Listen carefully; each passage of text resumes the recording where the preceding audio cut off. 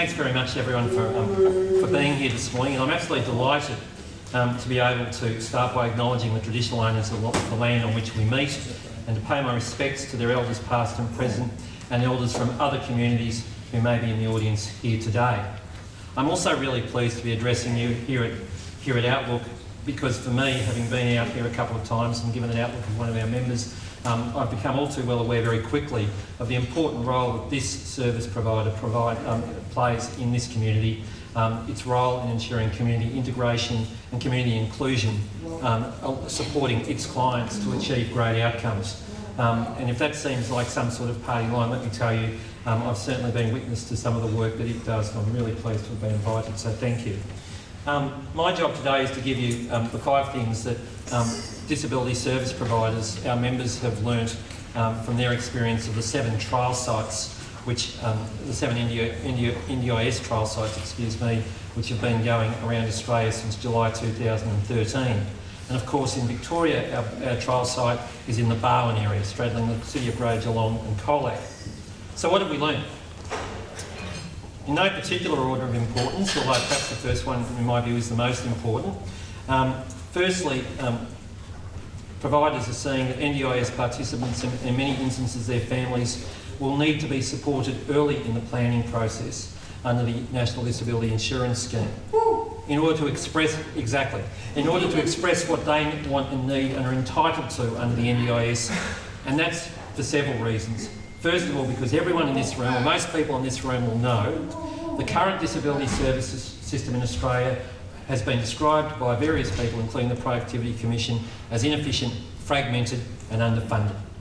The National Disability Insurance Scheme presents the first opportunity for this sector and people who rely upon its services to actually get the services that are needed when you need them. So so the first thing we've learned from the trial site is the importance of providers under the NDIS supporting NDIS participants to express what they need, what they want, what they are entitled to. These are phrases which people with disability under the current disability service system around Australia, not the NDIS but the state provided one, are not used to using or relying upon. So it's very important that from early in the process, providers are supporting participants to express what they need.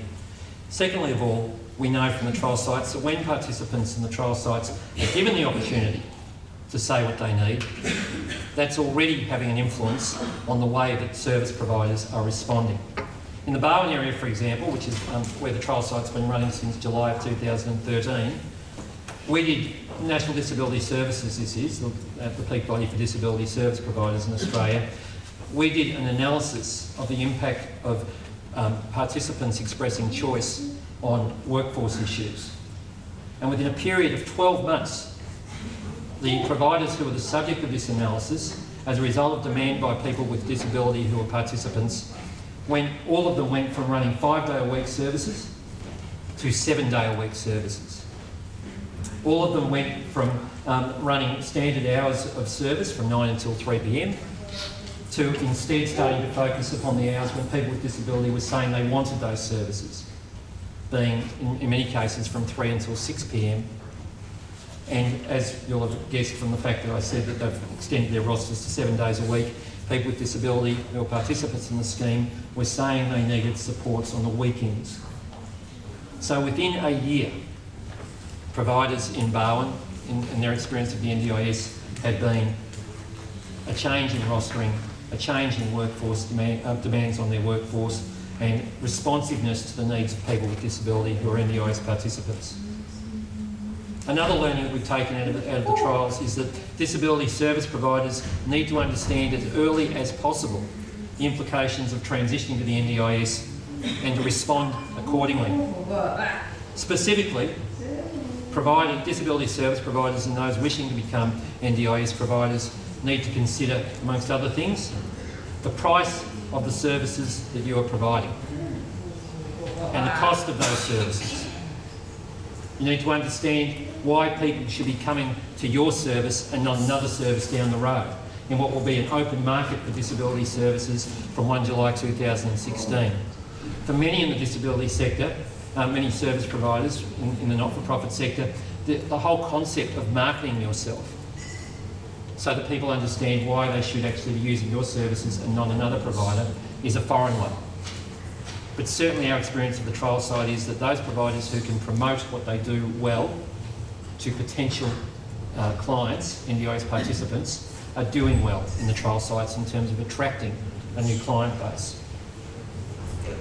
It's important, if you're a provider of disability services under the NDIS, that your workforce understands what it is you do and why they are doing it. Because certainly the experience of trial has been around Australia in terms of the provision of disability supports, that where the workforce, where frontline workers understand the importance of the work they are doing, they are better able to promote that work and its importance to potential clients of the service and current clients of the service who may be actually looking around and exercising their right to choice in terms of service provision. And in an overarching sense, it's important as a provider of services under the NDIS, and this is the experience of trial, to understand whether or not your current business model is one which is able to deliver the supports expected under the National Disability Insurance Scheme, and to make changes early to that model so as to accommodate a person-centred, self-directed approach to delivery of disability supports. Another learning that we've had out of the trial sites is that, in our view, the price for disability services under the NDIS is pretty lean. It's very lean. And we continue to have what I understand are pretty constructive discussions with the NDIA and governments about the challenges that price for services represents. At the moment, I don't want to make too much of this given we're here today to talk about the positives around the NDIS as much as anything. At present, and speaking generally, the price for disability services under the NDIS makes limited provision or no provision for quality assurance and safeguards, the back-of-house supports, the training or leadership development, and it assumes that in most cases, labour costs are determined by what's called the modern award. And in Victoria, at the risk of being into too much detail, many disability support workers are in fact covered by other industrial instruments and not the modern award. So there are challenges in terms of the price for services, but recognising the challenges, there are opportunities to work through those and get them right. Finally, the new market for disability services will, in our view, like on the basis of our experience of trial, likely require active intervention and potentially the provision of outreach services through the NDIS, possibly by the NDIA itself in the early years of the scheme. This will be a new market for disability services worth $22 billion, in which many new providers, both not-for-profit and for-profit and other conceptions and ideas of governance, will be operating in from 1 July 2016. In these circumstances, we think it's important, certainly this is one of the learnings from trial, that provision is made for that market to be appropriately regulated in the early years to ensure that some of the most vulnerable people in Australia, NDIS participants, are not taken advantage of and are able to access the supports that they need. We also think there's, and again, learning from trial, we also think it's important that outreach services be established as part of the NDIS in order to bring into the fold people with disability who aren't currently even known or recognised by the disability sector. Particularly, I'm referring to people from CALD backgrounds, culturally and linguistically diverse backgrounds, and also our Indigenous community. According to the NDIA's own stats, apparently about 4% of total clients in the scheme, participants in the scheme, are from a CALD background, and another 4% are from Indigenous communities. Particularly in regards to the CALD statistic, thank you. No, I asked Anne to do that because I knew I'd run over time. Particularly in regards to the CALD background, that grossly underrepresents what we suspect to be the actual number of people with disability from CALD backgrounds who could be in the scheme. So anyway, that's our impressions and learnings from the scheme, my top 5. And I'm happy to discuss them further as the morning goes on. Cheers. So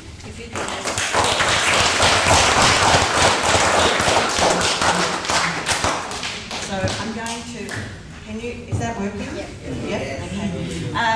I'm going to ask David, before he sits down, if he could share with us one rumour or story that you heard before the NDIS got going, or during that time, that you'd like to share with us. Well, I'm happy to. I didn't have to think too hard about this one because I heard it from a lot of people. I admit some of them were our members early on in the process, and that was, the myth or rumour was that the NDIS will be just another funding model for disability services in which nothing else changes. And do you want me to expand upon that? Yes, please. Look, let's be straight up. Nothing could be further from the truth. Those of you in the room who are from a provider background or interested in becoming NDIS providers, this is structural reform to a T. This is not just about a new funding model. This is about the way in which we as providers are delivering services, who we're delivering them to, on what basis, and how those supports are being funded. The suggestion, I've heard it from some of our members as recently as this year, I must confess, that it's just a function of how we get funded, and you know, similar or same supports will continue to be provided. That's just rubbish. And the evidence for that, at the risk of being too blunt, the evidence for that can be seen in the trial where people with disability are expressing choice, expressing their needs, and as a consequence, the more progressive providers, including Outlook, I'm sure, and Libby's team at Leisure Networks, are actually responding to that need by providing the supports that people with disability need. Thank you, David. Can I just say thanks to all you guys who've come along today. I'm not sure what you'd normally be doing, but it's really great to have you here.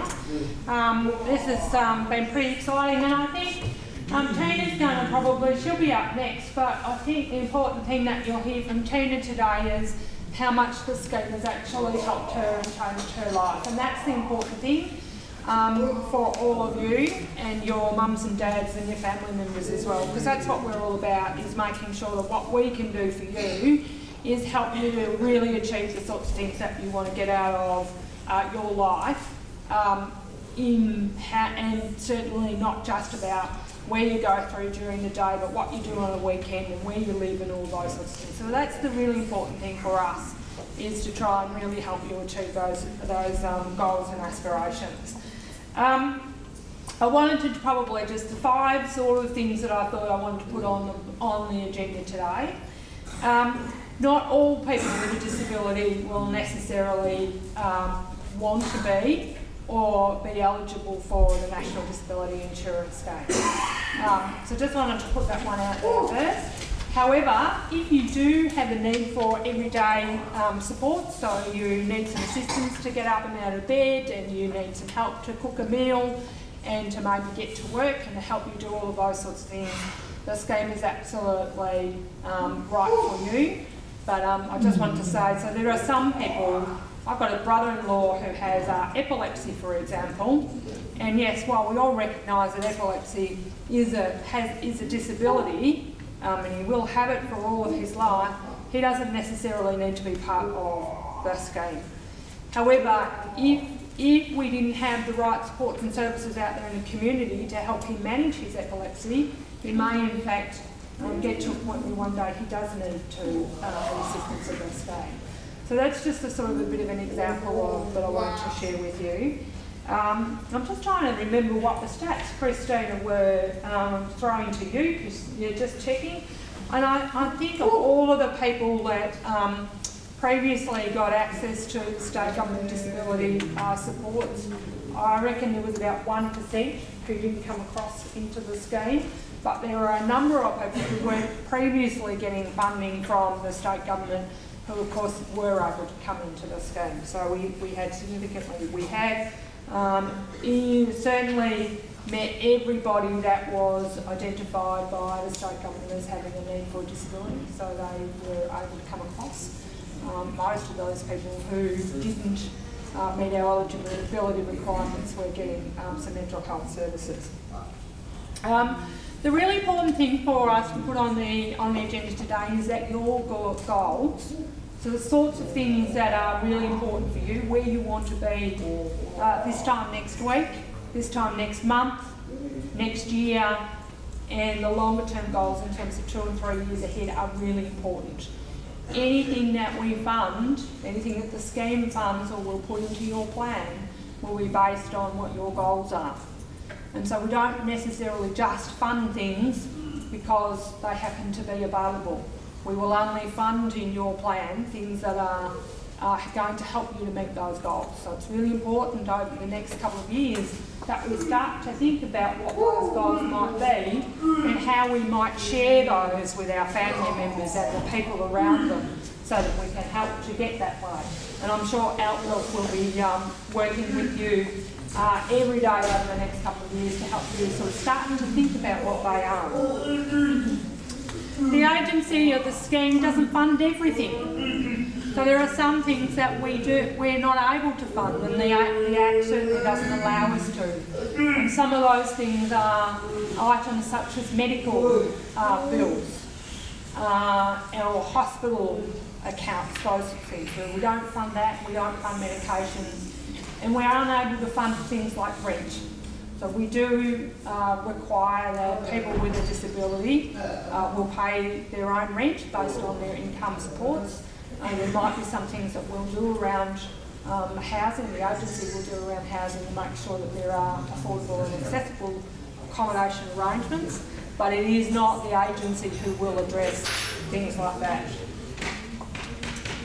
And I'll get you to give me a little bit of a bell too, if you can, when our time is up. What we are changing into the next, as you'll know from the Barwon region, we've had the agency employed a number of two types of staff by and large. One of them was planners who helped you do your plan, and the other role that we had in the agency were people who were called local area coordinators, and their role was to assist you to implement your plan. The agency won't do that post-2016. The agency will only employ planners. The local area coordinators, as many of you will know from the recent announcements on our website, will in fact be part of your community. And that support will come from a community service organisation, which is, of course, yet to be identified. But there will be a number of people out there who are specifically there to assist you to implement your plan and find the sort of services that you want to access and help you to manage the relationship between the plan and those supports. So we are significantly changing that from what the Barwon trial site rolled out in 2013. That has also been, so that style has been trialled in a number of other sites across Australia, and we found that that's the most successful way of doing it, is to actually have that support embedded into your community rather than it being in the agency. The last point I wanted to raise today was under the scheme, many of you may already, can I get a bit of a hands up, particularly from mums and dads, or family members, if you are self-managing your current ISP. Anybody in the room? You are? Yeah? So I just wanted to, that's really good. What we were aiming to do is to continue to allow you to do that under the scheme, so you can continue to manage your own plan if you want to. You may ask the agency to pay your accounts on your behalf if you're accessing a service that is registered with us, such as Libby down the end. Or like Tina, I hope you don't mind, Tina, if I share this. If you are like Tina and you don't really want either of those two, but you know of a really good financial manager, they can help you to manage your accounts as well. So we give you 3 options. And the really good thing about that is that you can actually have a combination of all of those 3 too.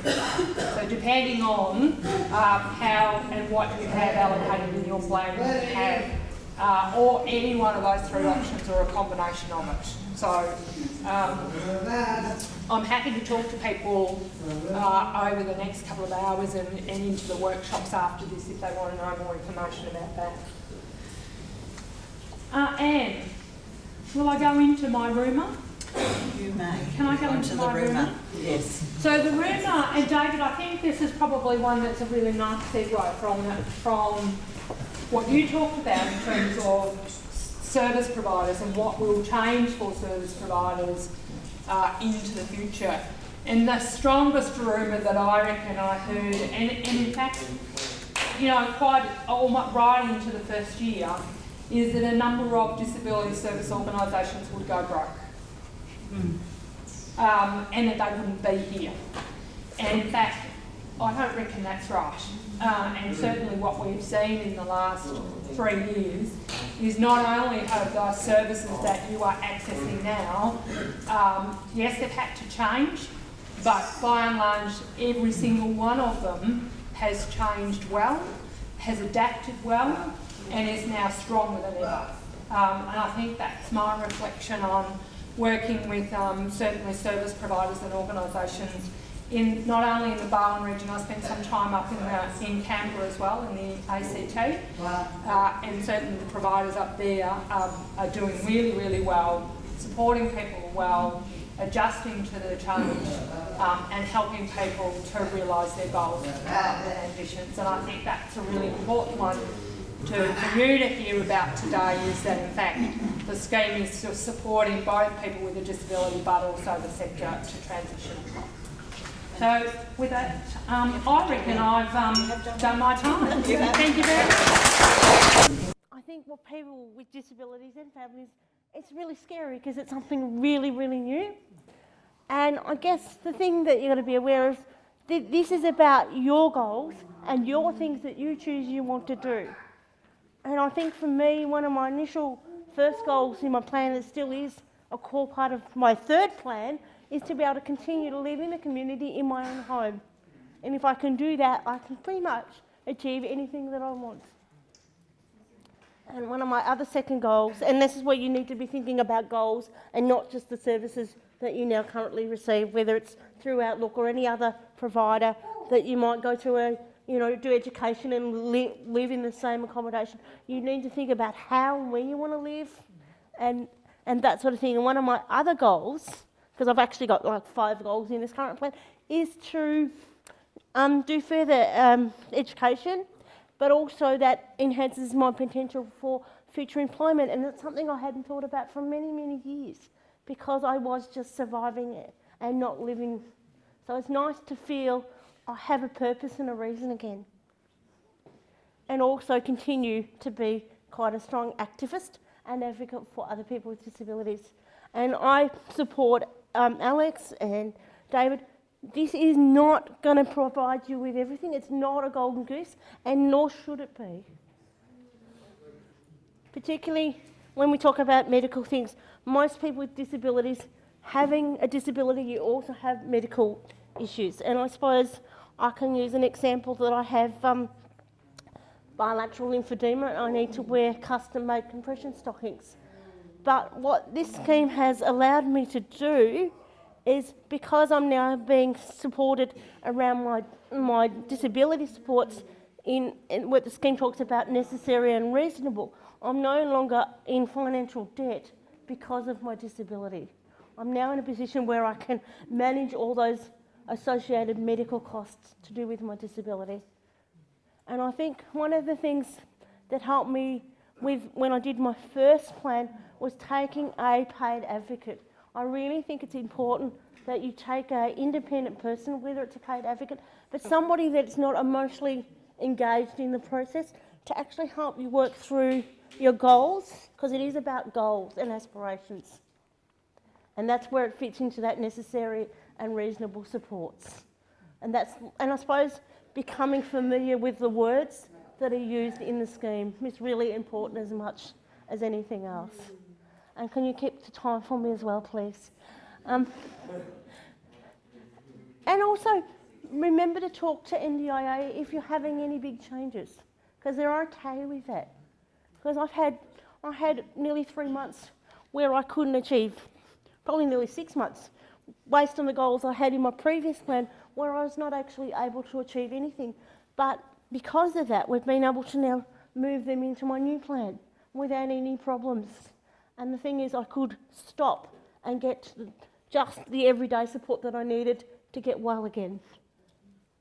And if you're not happy where you get services, don't be scared to vote with your feet, because there'll be more services out there than what you know what to do with yourself. And I guess a myth that a lot of people were feeling when the scheme first started was that going to affect my pension. Actually, the scheme has actually got nothing to do with the money that you get to live off. Yeah.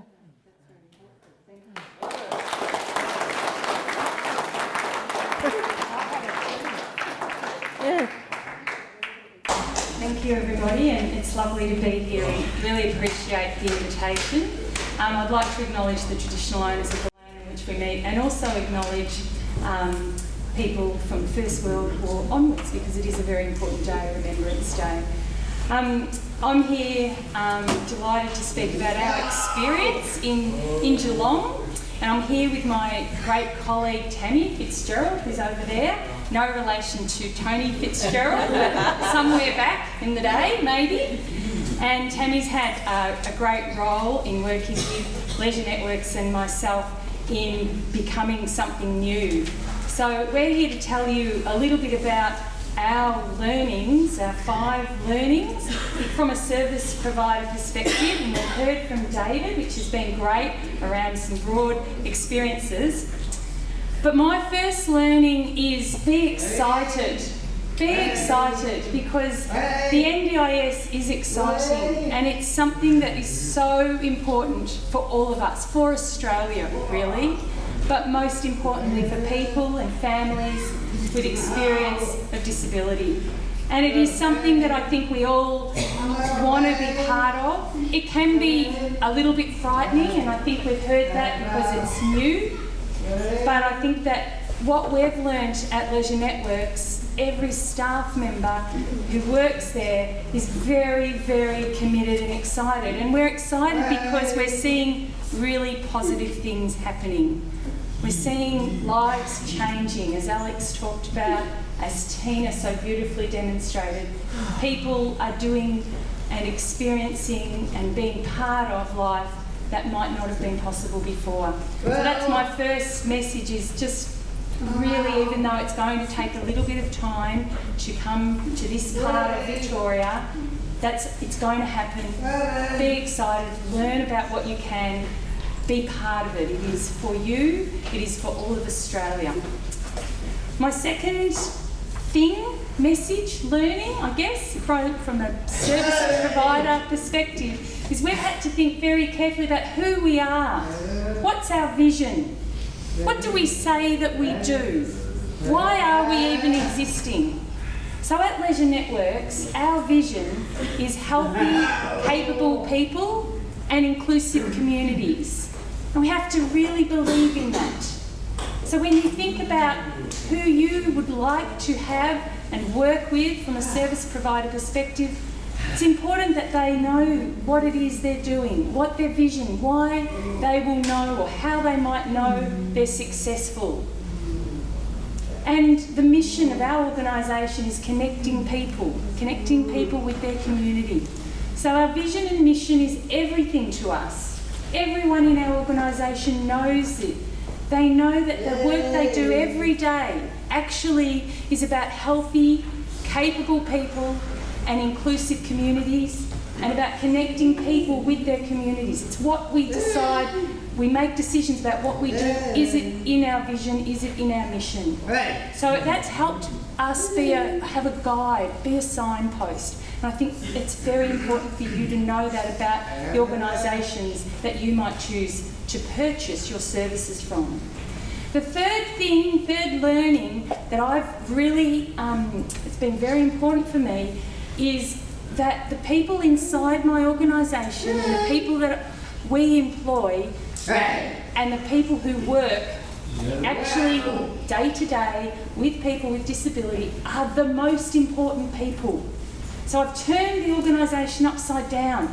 I sit down the bottom as a foundation, but the staff who are out working in the community, supporting people to achieve their goals, to achieve their life, they are our most important people. They're our billboard, as someone said at a forum I was at, our walking billboard. And if they are great, we're going to be great. And if they're not great, we're not going to be great. So everything we do has to make our staff be as responsive, as flexible, as positive, as skilled, as committed, as high quality as possible. And that's really an important job, to focus on the people. We ask the people that we support, what are the important things to you about the people you would like to work with? And first and foremost, it was being calm. They wanted people who had energy. They wanted people who brought different life skills and interests. And then they thought, okay, experience with people with a disability, it comes down there. But it wasn't the first thing. So we're trying to make sure we recruit people who are actually people that you would like to spend time with, who will support you to achieve your goals. So focusing on people is really important.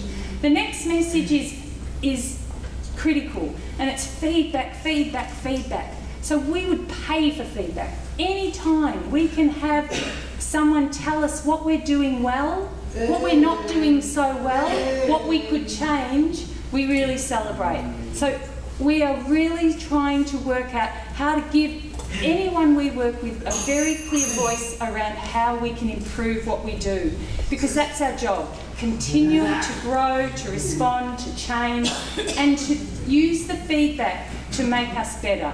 So really focusing on making sure we hear the voices of everyone that we are working with and responding to. And then the last thing that we're starting to talk about, we're calling it our end game. So what's our end game? How do we know when we're successful? How do we know when it's time to step back and support the person that we've been working with to move on? Because actually it's not for life. We've got a role, and our role is to create a more independent person who may have more extensive networks or more opportunities in the community, or different relationships, or is achieving goals that we become less needed and we move on. So we're thinking all the time about how can we actually support that and then support the next person to come through. So we're thinking about, I guess, what we call outcomes, and showing that we can be successful in creating or supporting a person to be healthy, independent and included.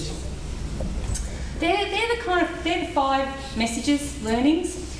And then the myth. So Tammy and I were talking about the myth, and I was going to throw to Tammy, but I won't throw to Tammy, but I will tell Tammy's myth, because you've already said my 2 myths. My first one was the NDIA, NDIS, it's not going to happen, and that, you know, it was a myth. The second one was small providers will go under, and we were, and still are, small providers, we're not going under, we're actually thriving. The myth that Tammy came up with, that she hears quite a lot, is the myth of when you have your plan, use it or lose it. So use all your funding or you lose your funding. And I talked about that with Tammy and said, is that a myth, or is it actually, you know, going through the planning cycle, you might have a plan, you might not have spent all your money, is the NDIS or the NDIA going to take that money back? And we talked about, no, actually this is a different way of thinking about your needs, and that your plan will change, and that your funding needs over time will change, and that you will have times in your life where you may be more in need of more support, and then there may be times when you need less support. But this is an ongoing relationship based around your life and your goals and where you are at, and that we don't have to think about funding in the way we used to have to think about it. So that's a really positive story, and I think hopefully Alex will, you know, agree with me in the way I've summed it up. Okay, that's me. Thank you. Thank you very much, and thank you for inviting me down here today. I'm very pleased to come and share some of my learnings. It's sort of interesting listening to Libby talk about being excited. I was very excited at first, and then I had 2 very bad experiences with service providers, and I became very negative. So for those of you who are service providers, please you know, lift your game if that's necessary. From what I've heard about Outlook, you have lifted your game, but it's still you're still working through it all. I thought I'd start with my 5 key messages, and then perhaps give you a little bit of my story, or our story, because it sort of illustrates it. And I think for parents in the room, you might have some understanding of where I was, and and hopefully we might be able to all move forward. The first learning I have is do not fear the scheme. I've been out and about talking to a number of groups over the last 2.5 years, and you often get met with, oh, well, we get less funding. Well, the answer is largely no, but I was horrified to learn, only because I didn't have it, that some people had packages where rent might be covered or holidays interstate were covered. That certainly won't be covered, as Alex indicated earlier. People feared that, that there'd be an interference with how they've been managing their family member, and they feel that they know what their family member needs, they make all the right decisions, and would the planner at the NDIA start to interfere in their lives? And the answer to that is no. I mean, I think it's a journey you have to work through together. But my learning from the scheme in this respect is that we do have to learn to teach our family members more independence. So what I think has happened to a lot of people under the old DHS scheme and funding, and there was only one person in the room who's self-managing an ISP, so I don't know what a lot of other families are doing, but I was in a situation where I was going and seeking all the supports for my son from one particular service provider. What that meant was that I didn't realise I'd become institutionalised, and I was just there accepting whatever they were prepared to throw to me. So with the institutionalisation, that's my second learning, that's what I was. I'd like to think I'm not now. And then with that goes a codependency, that you get used to supporting your family member and it becomes what your life is about. And I think you have to realise that you're entitled to a life and your family member's entitled to a life. So you have to be very careful about codependency. And I could see this happening with a friend of mine whose daughter, same age as my son, 31, and I'd been talking to her about the need for our children to leave home, and she agreed, but she sort of went wallowing on and no decisions could be made, and I started to get a bit worried, and I could see the codependency. Anyhow, finally she's got her child into a house with 2 of her friends, which is being basically sort of managed by the parents, but the supports are being managed by a provider. And then she admitted to me over a cup of coffee that yes, she was becoming codependent. So it's just something we as parents need to be aware of. The fourth learning I have is be open-minded about what your family member can do. We tend to think, oh no, he or she can't do that, or no, that would be too hard, or because of X, Y, Z, it's not possible. You have to have a very open mind about what somebody can do, because when you put people into a position of being able to do something independently, in my experience, they jump at it. The fifth learning I have is that as parents and family members, we have to be in the driving seat if we're going to get good outcomes for our family members. And that was something that I was either denying I had to do, or I'm not too sure what I was about, but I was tending to leave a lot of decisions to the service providers because I was tired. I guess that's where you get to, that you know, you've been caring full time for 30 years, and it's I don't know what it is, some part of your body that says, no, that's just not normal, you don't go on doing that. And so you get really tired of it. So they were my 5 learnings. And so, because if you're all being supported by Outlook, then you probably don't have the experience I had of feeling just so institutionalised. And one thing I did want, and I knew it was important for my son, was to leave home. And prior to the NDIS coming into existence in 2013, we had got him onto the DSR register for accommodation. But we didn't do that on the basis of the fact that we could no longer care for him. we did it on the basis that it was his human right to live independently of us. And surprisingly, DHS agreed. So the first thing I was concerned about was to get him out of the house, and that's what happened. Within, well, the plan was approved on the 1st of July, and he left home on the 21st of July.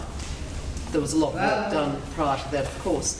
But unfortunately, that placement broke down, and by January 2014, he was in a different placement, which he currently is still in, and we're working on the next step. So I was concentrating on getting him out of home and not looking at what the day programs were. And then I'd go to various meetings and workshops, and people talk about goals and aspirations, and I would think, what is my son's goal? I mean, he doesn't talk. How am I going to know what he wants to do? Oh, that's just all too hard. But there's all this talk of goals and aspirations, and Tina being able to get better supports has been a life enabler for her. But I'm stuck sort of thinking, I just don't know what to do. I'm tired of caring. I don't know what he wants to do. He doesn't talk. So it's really very frustrating. So that process of knowing that you've got to have goals and aspirations and not knowing where to start. And then as I've struggled through all of that, I've realised that I'd sort of been institutionalised. I couldn't think for myself. He couldn't think for himself. And I came to a bit of a crunch about a year ago, and I was attending a conference on the NDIS in Geelong. And the CEO of my service provider was, well, he'd actually organised the conference. And so I was having a go at him. I'm saying, well, why can't you provide better programs on Thursdays? There's just nothing that you provide that suits my son. And I was getting really frustrated, and then I went in for another session, and I can't remember what it was. And when I came out of that session, I had a light bulb moment. I don't need to go to that service provider on Thursdays. I can do something else. And it was just extraordinary to think that I had never thought of that. And I see myself as an advocate for my son from the day he was born. The stuff that I did for his education, most other people didn't do. I've done all these things, and I couldn't think of the obvious thing, which was change your service provider. So as a result of that, I actually organised for him to get a paper round with the local Geelong News, and he now does that with the assistance of a support worker. And we all went from, I've never done a paper round in my life. What do? You get a pile of newspapers on your front doorstep, and you've got to sort of deliver them to every house within a sort of designated area. So it took us a while to work it all out, but he's got it all under his belt. He comes on a Thursday and folds up the newspapers, stacks them up, they get loaded onto an old pram, and then he and his support worker head off to deliver them. And the reason he actually needs a support worker still for the job is that we've never been able to teach him to cross the road safely, which might have something to do with the fact that he's got very poor vision. But he'll always, if he's on a mission to go somewhere, he'll just charge across the road and the cars have to stop. So that's the reason why he needs a support worker, otherwise he knows exactly what he's doing on his paper round. So it just keeps taking me a long time to realise all these things.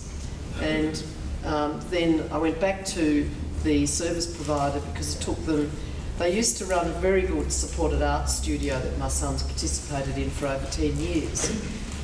But they didn't have the grace to tell us as a family members, or even the artists who can communicate, that they were going to close that studio and really just not do what they'd always done. Now I can understand, David's alluded to the new funding paradigm. I do understand that there are some difficulties, but I'd ask any service providers in the room to please communicate with families and with your clients or participants. It's just so important. I mean, we're on this journey together. Communication is just so important. And we were just not told anything until the day they called a meeting and they said, well, we can't meet your needs. And I said, well, can you do this sort of thing? No, we can't because we can't provide everything for everybody. If that's what you want, go somewhere else. Well, there wasn't anywhere else to go. So perhaps the sixth learning from all of this is that you have to start your own organisation. So it's back to the 50s. So a group of parents have got together and we've set up a supported art studio, and we're going very well at the moment. And there's a lot more work to be done, but we've got what we wanted by going out and doing it ourselves, because nobody else was doing it. I've spoken to a few groups, and I talk about my son, who's a visual artist. He's a performing artist. He delivers newspapers. Well, what else can I say that's positive about him? It all sounds fantastic, and I think we've got some great outcomes for him now. And a lot of people look at me and say, but, oh, you know, you look at my child, there's no way he could do any of those things. And then to which I say, well, it's the glass half full or the glass half empty. My son's got very poor vision, he's got no road sense, he can't cross the road safely. He doesn't talk, you can't communicate with him, so you don't really know what he likes and dislikes, except by way of a smile, and that he'll go off and happily do something if that's what he wants. If he doesn't want to, he won't do it, so that's what you sort of know. So I go back again to sort of, don't make assumptions about what people can do and not do. If they're given opportunities, they can do one hell of a lot.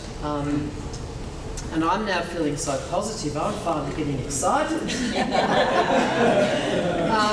Because I'm now looking at some work options for my son. So I'm going through all the proper things you have to do, and I've gone to Centrelink and lodged the medical report of, you know, describing the disability, and I'm waiting for my appointment for him to do a work capability assessment.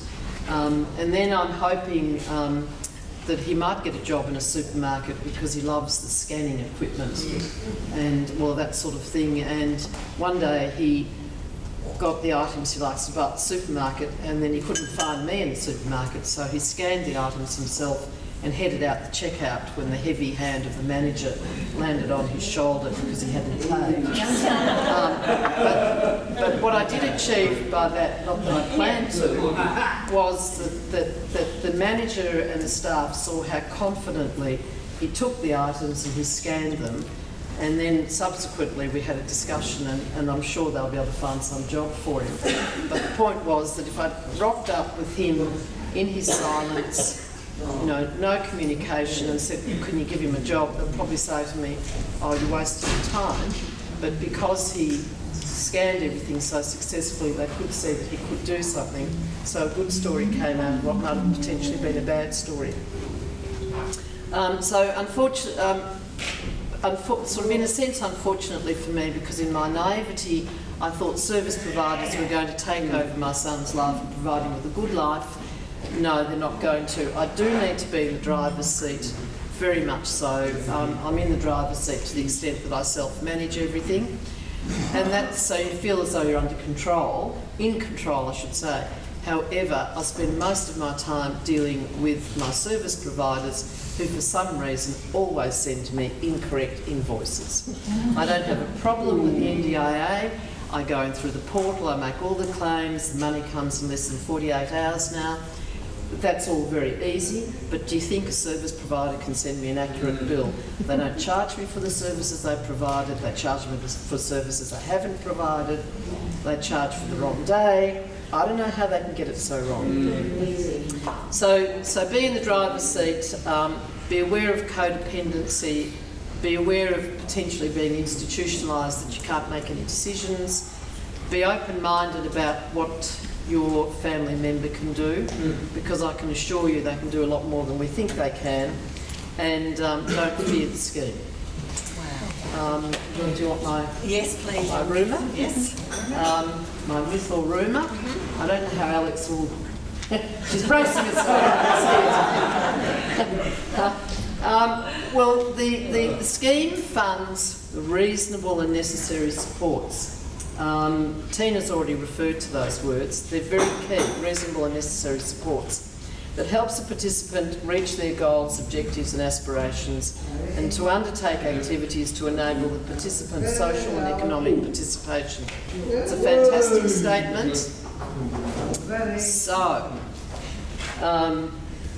it doesn't really look at your individualised needs. Because in the end, I accept this, that there is there's a financial sort of impact, I suppose. So what happened to me, my son moved into shared support accommodation.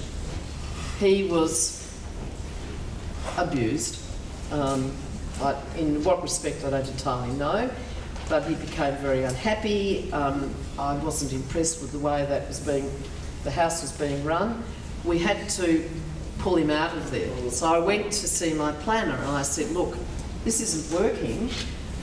What if we rent a unit and we put our son in there? And initially he's going to need 24/7 support. But when he was living at home, I'd often leave him at home alone. So over a period of time, we could have, video surveillance and all that sort of thing, and we could possibly limit some of the costs by him being on his own. The planner looked at me and she said, no, your son's shown that he can live with 5 other people in a house because that's where he's going for respite. Consequently, he should be funded to live in a 6-bedded house, and the one-to-one funding to live on your own is only for people who can't live on their own. So that's the effect of reasonable and necessary supports. And now I have been told that that my son can get some funding. Hello and thank you for having me here today.